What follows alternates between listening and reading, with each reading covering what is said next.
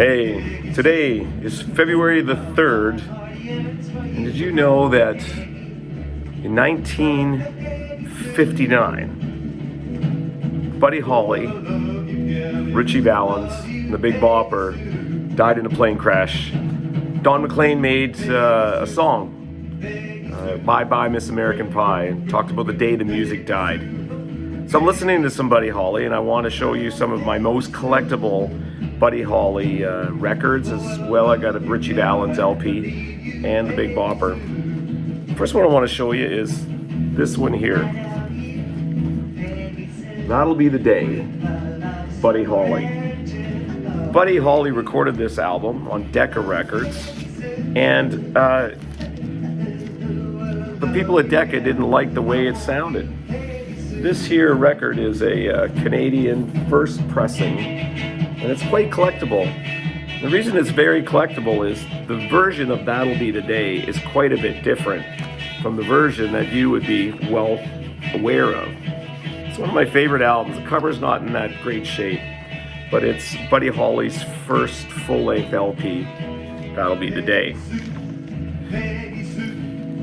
When he was cut from Decca, he re-recorded his songs and put it on a different label, and he wanted permission to use those songs, the titles and everything, and Decca said, no, you can't use That'll Be the Day, and you can't release these songs under the name Buddy Holly. So he released an album called The Chirping Crickets. This here's on the Brunswick label, and it contains the version of That'll Be the Day, the one that you're familiar with.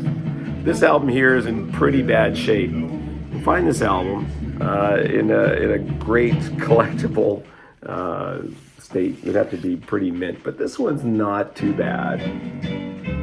Now, the funny thing about Brunswick, as I understand it, it's a subsidiary label of Decca. So the way Buddy Holly got permission to record and release these is he just couldn't call it Buddy Holly. He had to call himself the Chirping Crickets.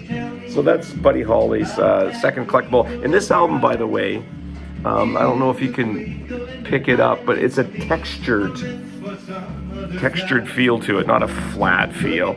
And look how this guy's hair is cut off. We kind of do that. So also on the plane that night was the Big Bopper and Ritchie Valens. I have Ritchie Valens' album on the Delphi label. This here contains La Bamba, Come On Let's Go, Donna, Ooh My Head. Great album.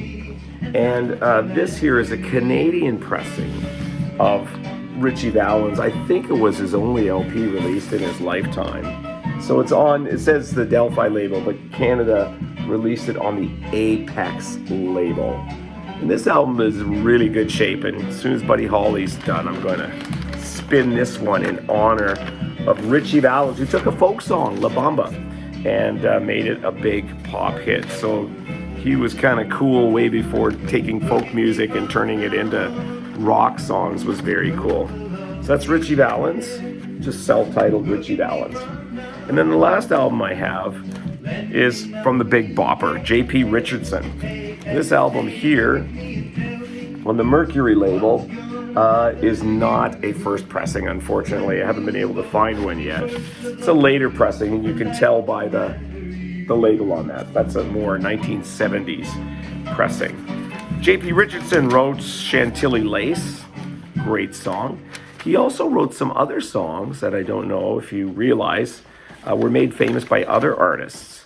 So there's a song entitled Running Bear, a famous country song, released, I can't remember who it was, sorry about that, but Running Bear was a big hit. And then there's another song, White Lightning, of course released by George Jones, both written by the Big Bopper, J.P. Richardson. So on this album, you can actually hear White Lightning.